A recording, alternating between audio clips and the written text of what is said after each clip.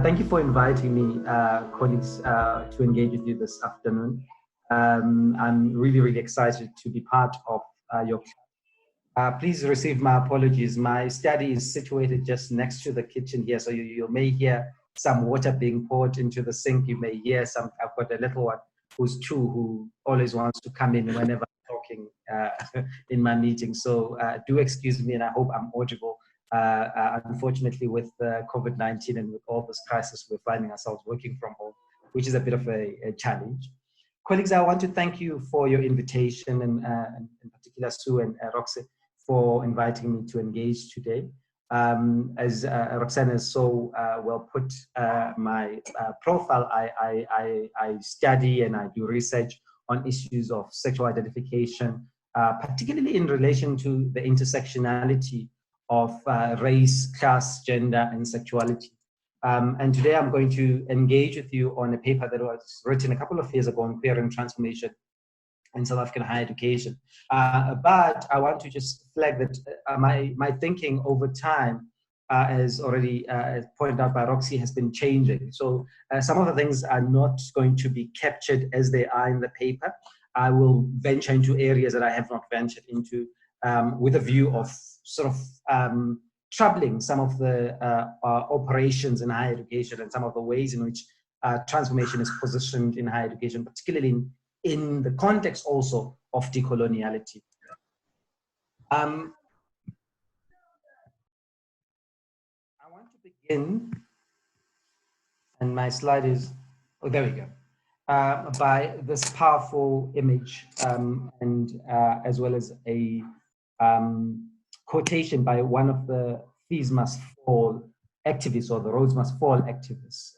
One of the challenges that we have seen, at least in the context of South Africa, around the whole notion of decoloniality of late and transformation previously, which is what a lot of us were writing about prior to the re-emergence of the whole notion of decoloniality, was this racial analysis of understanding discrimination and difference within the higher education space, outside other forms of identification. And I think the powerful quotation by Thato Pule captures in essence the type of identification that we find in higher education spaces, and of course, socially more broadly. She says that my name is Thato and I am Black. Yes, but I'm more than the color of my skin. I am a transgender woman. This is the intersectionality that is my reality. I'm oppressed because I am Black, but what is often forgotten is that I am oppressed because I am transgender and a woman. These issues can no longer be afford to be silenced. Now, the essence of the presentation that I will have today is around precisely this, that a lot of debate and engagement in higher education has exclusively focused on one dimension of identification, which is race. And we have not actually expanded to look at other forms of identification as they inform experience, because an individual's experience rather is not just exclusively shaped by one dimension of their identification, but rather a multiplicity of those identifications, and the way in which they intersect will actually direct the ways in which they experience a space. If I'm Black and a male, I will have a completely different experience compared to somebody who is a Black woman. Equally so, as a white woman, I would have a different experience to somebody who is a white man. And when you bring the issue of sexuality into the fore, it becomes even more complex. A central feature of the arguments today that I'll be making, in fact, there are 4 central arguments that I want to make. I want to say, firstly, that sex and sexuality are central to debates on decolonization or decoloniality and transformation of higher education, not least given the colonial history and the global technologies of empire. I'm going to explore a bit at some point about what I mean when I talk to issues of the technologies of empire and how those technologies of empire inform our day-to-day understandings of who we are as Africans and all people who are located in the continent of Africa. The next point I want to speak about is a conversation on or argue is that a conversation on decolonization in post-apartheid cannot occur outside an intersectional analysis.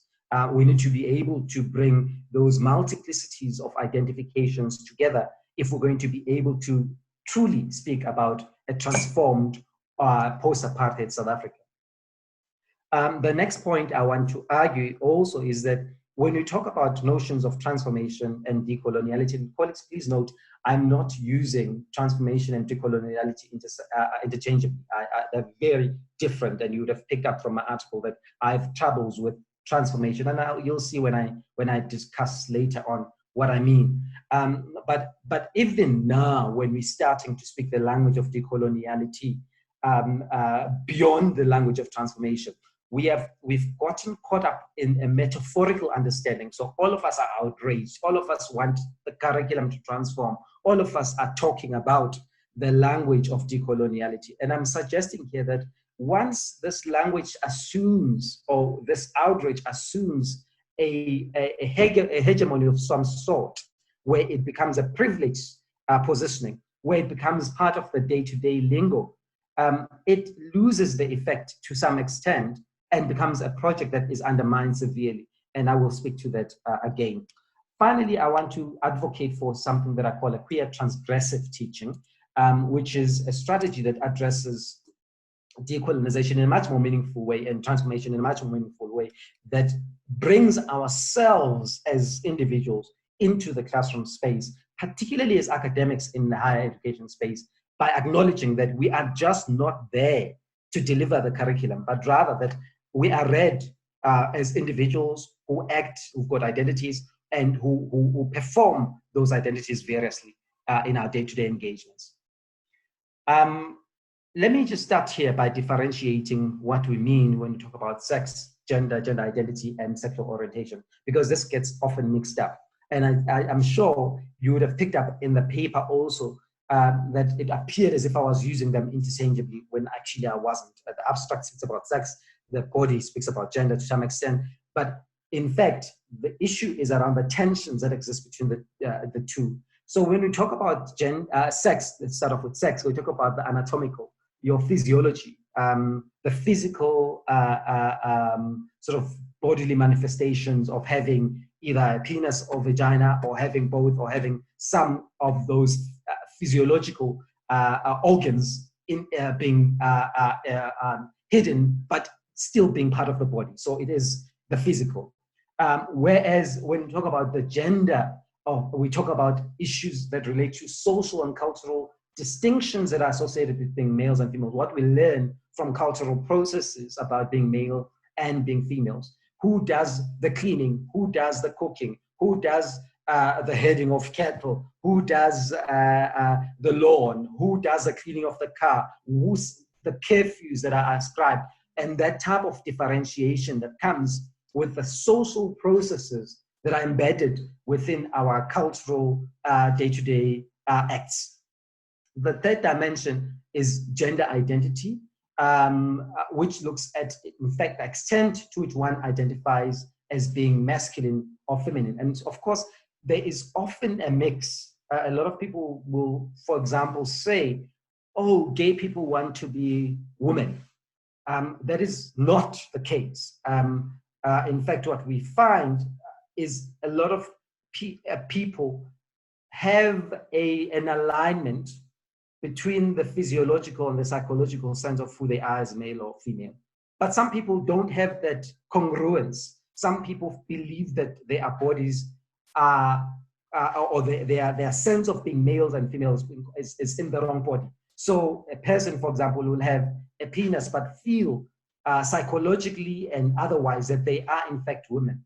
And a person may then choose to go through surgery and change sex, or they may remain with that sex but perform as a woman, and the identity that they then assume is a transgender identity in that sense. So there's a differentiation there.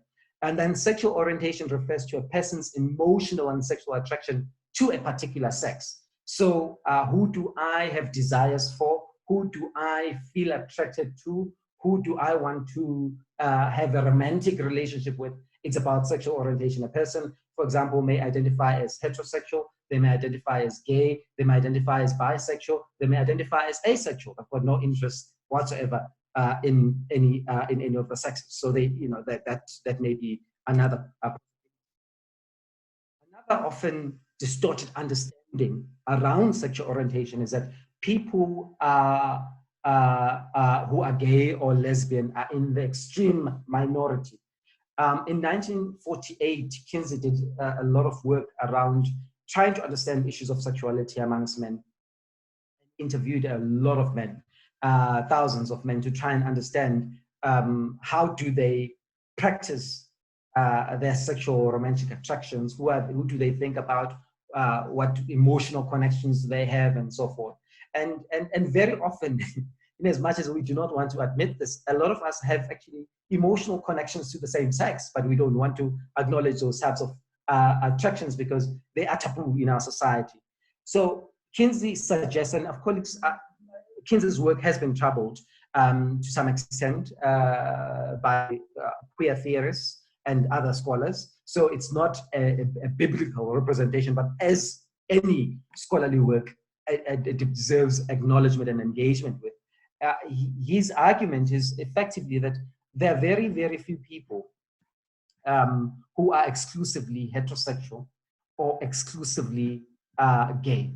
I don't like to use the word homosexual because it has connotations around medicine and illness and so forth. So even the categories, if you've read my work, I find them deeply problematic. So I am going to just speak about gay for now, even though I find it also problematic. But the majority of people are located here in the middle. That's what Kinsey suggests, where there's varying degrees of bisexuality amongst people. So if we understand fundamentally that sexuality or sexual attraction, sexual orientation exists in complex ways, what then has happened to the continent of Africa, where we find Museveni saying same-sex love is un-African, Mugabe saying same-sex love is un-African, and multiple of African traditional leaders saying same-sex love is un-African. Even within the space of decoloniality, we hear people telling us that same-sex love is un-African.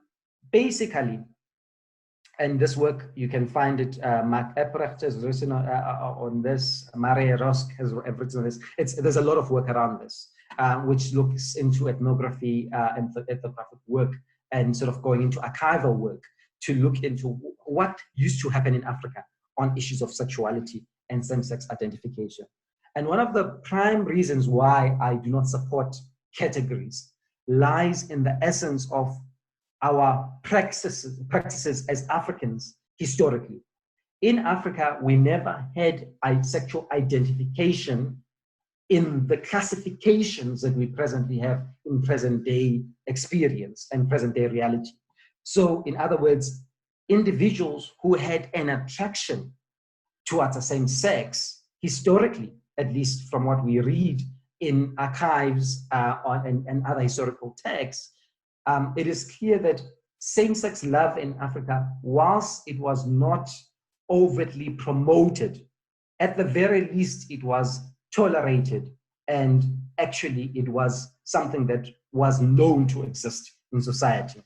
There is work, for example, that has been done that shows that in historical Africa, in fact, even now, Nkabinde and Morgan did work interviewing Sangomas, traditional doctors, who were saying that historically, if somebody was seen to be attracted, particularly women, attracted to the same sex, they were assumed or believed to have been possessed by an ancestral spirit of the opposite sex.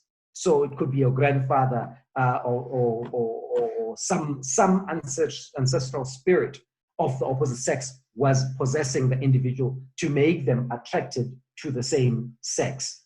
There is also practices that have been documented, for example, by Mark Epprecht in Zimbabwe, where they talk about kupindira, and those of you who may be Zulu speaking may know of this term, ubungena, where basically if your brother passes away, you as a man can go and marry his wife, and then the wife would have your children, and it'd be a continuation of the family. Similarly, we know in documented texts that in the continent of Africa, this was something that was quite prevalent in terms of same-sex love. A person who was attracted to the same sex would ask a friend, brother, to come and impregnate the wife. At times, even the wife would initiate the engagement, and they would have a child, and the child would be seen to be of the individual who was attracted in the same sex, and that ensured to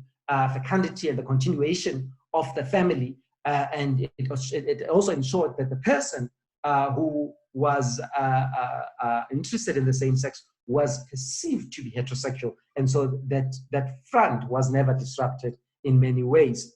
We, of course, know also that same-sex love was often seen as play. There have been Bushman paintings, for example, that have been presented where we see men involved in sexual acts. All of these are documented evidence of an existence of same-sex love in Africa historically.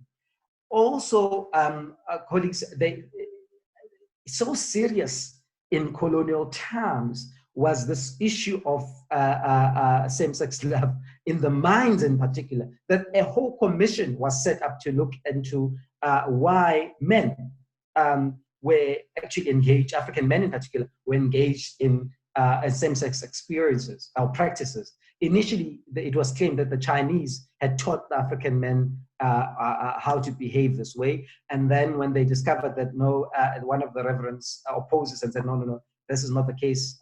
It's still continuing. And then the commission was formed and they investigated. People were tortured and they revealed that they were having sex. And of course, interestingly, the Portuguese were blamed for this. People who came from Portuguese colonial territories, Mozambique, for example, were blamed for teaching Southern African men South African men how to engage in same-sex acts. I'm just giving you these few examples to give you an understanding of a colonial Africa that did have same-sex practices. So the notion of an anti-sodomy or sodomy-free Africa as espoused by the missionaries, the ethnographers of the time is false, because in fact, Mike Epperth and others show that it was useful to use that idea of a sodomy-free Africa in Europe to argue against slavery. So it buttressed arguments for slavery in the West, to say, well, look, even the Africans are not even doing this evil acts.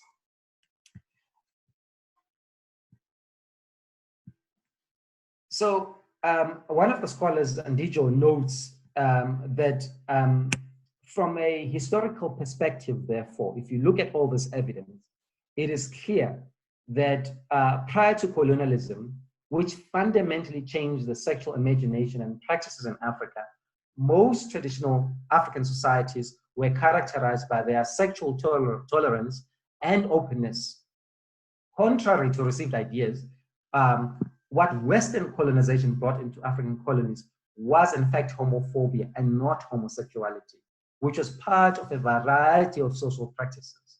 The colonial administration only extended through anti-sodomy laws the moralistic view of the church, which perceived same-sex relations as an expression of cultural primitivism, and then encouraged African natives to move towards a so-called modern sexuality, which was exclusively heterosexuality.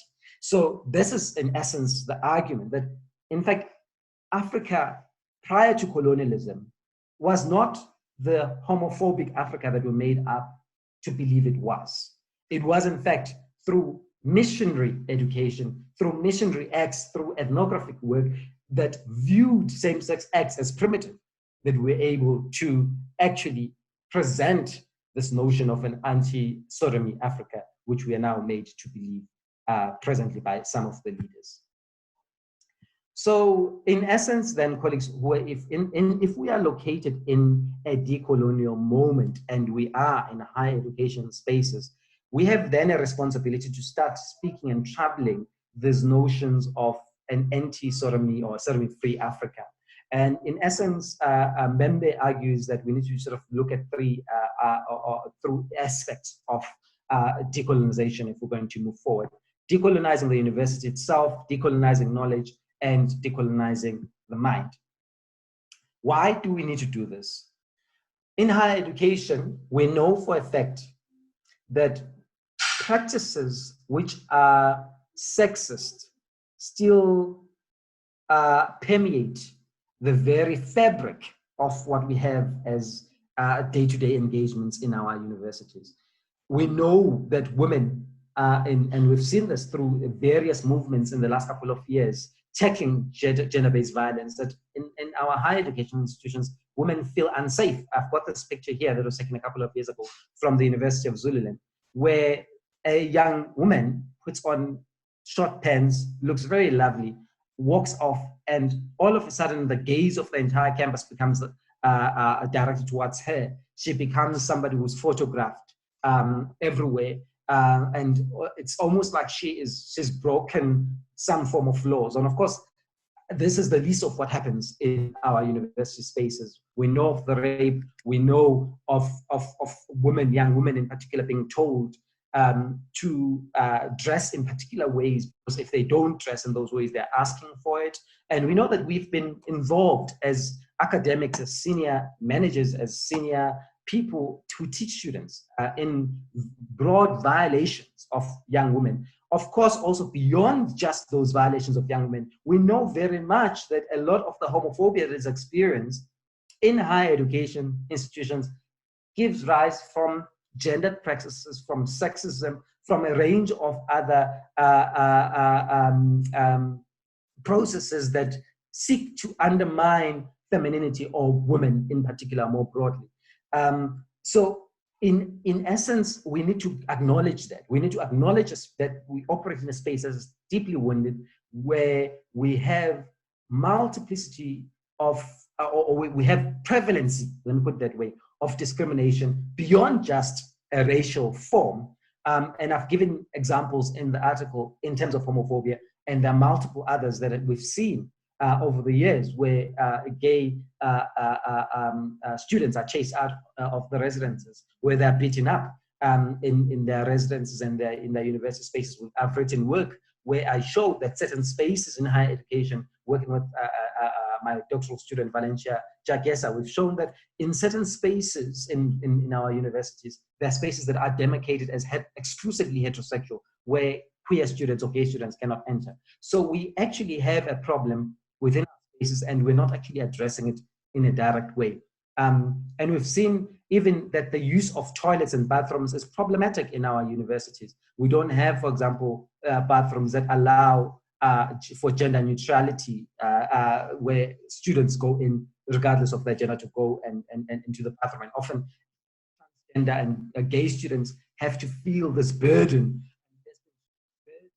going into the loo and being perceived as if they are interested in being sexual perpetrators or sexual predators by other students. Where are the problems presently with the whole transformation? Of course, I would have covered this in the paper, but I just want to note that my positioning is that our universities are deeply, when we talk about homophobia, we talk about individual and societal contempt for and prejudice against same-sex desiring individuals. And it could be societal contempt need not just be outside in the broader society, it actually happens in our institutional spaces as well. But more so, problems around transformation is that the transformation discourse, and indeed we're seeing this even with the decolonial moment that we're observing in the country, it assumes a particular victim and a particular perpetrator. And part of the problem is that it's heavily invested in mono forms of identification. It's one form of identification that we're seeking to trouble. We are not looking at how race, for example, may be sexualized, how gender may be classed, and how even class may be raised. So we're not looking at the intersection that exists between sex, gender, and race, or even sex, race, and class, or even sex, race, and ability or disability. So all of those things are not being interrogated with the transformation discourse that is exclusively about parity and about numbers, or even the decolonial project that is about just a pursuit of African values, which often account the context that I've presented. When we talk about queer theory, we need to understand its origins. Eve Sedgwick is one of the pioneers around the whole notion of queer theory, and it was coined to challenge the binary that exists between the hetero or homo identification. So the idea that people are gay, people are straight, people are lesbian, people are bisexual. In fact, the queer theory argument is saying that the universalizing notions of identification are problematic because people are never just that. People are much more fluid, much more malleable. They move around, and attractions and desires change over time, over space. And so it is about understanding that a continuum of fluidity, that ability to be something today and tomorrow to be something else. So it is, in essence, understanding that queer can be used as an adjective, a noun, a verb, and as a theory. When we talk about an adjective, we're talking about queer trying to upgrade the classification of people, to sit athwart conventional categories or to transverse several of those categories. So to say, actually, people are not in those categories. They are much more than those categories. When we talk about a noun, the naming of queer, we're talking about the ways in which normalizing structural modalities seek to place identities in hierarchical social arrangements, therefore creating this binary of us and them. So if you're straight, you're on top of the hierarchy, and if you're lesbian in particular, you're at the bottom of the hierarchy. And in fact, it's actually saying, why do we actually need to have those categories which create those hierarchies? Because the moment we name something, the moment we say gay, there are connotations that come around our understanding of what it means to identify. The moment we say lesbian, there are connotations that come around what we mean by that. And often those are detrimental to those groups that are viewed in, or that are subordinated, that are viewed in the margins of what is acceptable in society. And queer as a verb is contained, is concerned with the assumed infectious or dangerous nature of queerness, feeding off from queer as a noun. And of course, we've seen this often. The moment when somebody says gay, there's this assumption that they are definitely going to be infecting everybody in society. And of course, that if the person is gay, there is this desire that they must sleep with all the men that they come around.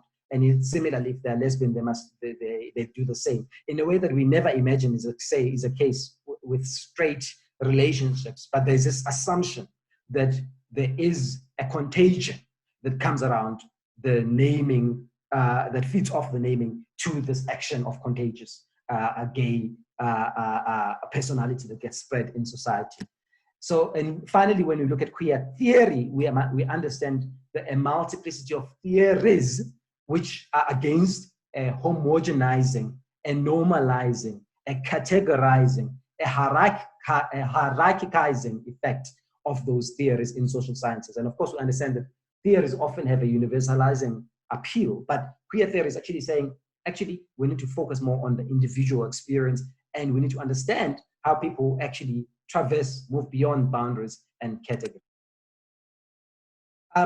We are arguing, in essence, that we need to get into a space in higher education where we decolonize, or we're queer decolonization. Reality. We need to understand that queer politics are part of the decolonial agenda, whether we like it or not. And so in engaging with notions of decoloniality, of transformation, we must understand that the body, the performance of the body, or even the understanding of the other in terms of identification is integral in understanding how we transform, how we reimagine a new higher education space. We have to understand sexuality in the context of Africa beyond the Western notions of identification, beyond age, beyond this notion that a person is their sexuality, but rather that a person does their sexuality, and it may be at any point in time whatever they interest them, and it does not need to then define the person. We need to understand that subaltern struggles are interconnected. Intersectionality is key to understanding the multiplicity of identification. So sexuality is not extraneous to the other modes of difference. Sexuality is intersectional. It is constitutive of and constituted by racialized gender and class formations, as Ferguson. So and part of the problems that I'm troubled by is our analyses and understandings of transformation in the higher education space as we see it today.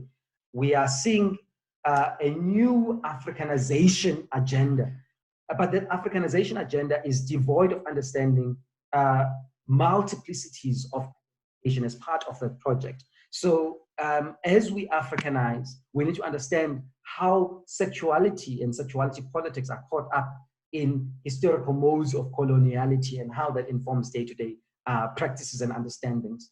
And we need to move beyond the metaphorical replacement of decolonization. We can't make decolonization similar to transformation, but at the same time, we need to understand that if we are going to move with the notion of decoloniality, it has to be more than a talk shop. It has to use new modes, and those modes have to draw on an intersectional lens. Finally, colleagues, as I conclude,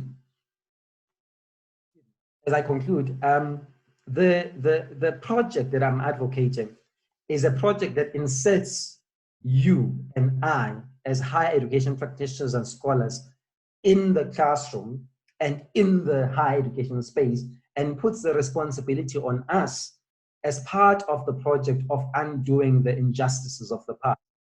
Simply that we are not just there as facilitators of knowledge transmission, which is a problematic concept, but rather that we bring with us our histories, our experiences, and our essence, our identities, which are read variously by students and by our colleagues. And that if we do that, we must understand then that it is through these identities that we must actually mediate change. Bell Hooks, whom I love very much, talks about transgressive teaching. She says that the traditional arrangements of the body we're talking about de-emphasizes the reality that professors are in the classroom to offer something of ourselves to the students. The erasure of the body encourages us to think that we are listening to neutral, objective facts that are not particular to who is sharing the information. We're invited to teach information as though it does not emerge from bodies. In essence, what I'm suggesting, colleagues, is our bodies are central to the project of decolonization and transformation. And if they are central, it is important then that we take it upon ourselves to interrogate our space, to interrogate our teaching, to change the outlook of our students and make them to see that they have a multiplicity of identities that they bring into the classroom space, and we divorce ourselves from a perpetrator-victim discourse to understand that we have all of these multiplicities of identification that exist. We understand with this transgressive, intersectional, queer way of teaching that sexuality and sexual politics are, in essence, we're not neutral as higher education and academics and lecturers. We bring ourselves into the space, and therefore we are sexual and political. We must understand that if we are going to undo white supremacist capitalist heteropatriarchy, we must be able to do it in intersectional ways that locate our understandings of identity beyond just a racial dimension, to include issues of sexuality, gender, and sexual politics, so that we're able to understand the fuller stage of affairs.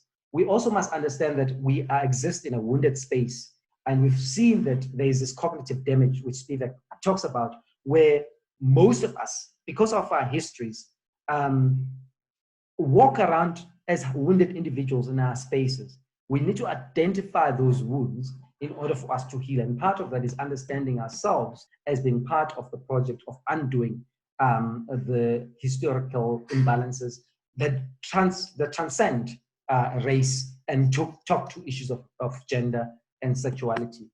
And we need to know and change how we teach and what we teach. We can't afford to teach what we don't know. It's important that we get to know who our students are and their experiences. and their histories and their backgrounds in order for us to reshape higher education. I want to thank you for listening to me for such a long time, and I now hand over to Roxy for engagement. Thank you so much.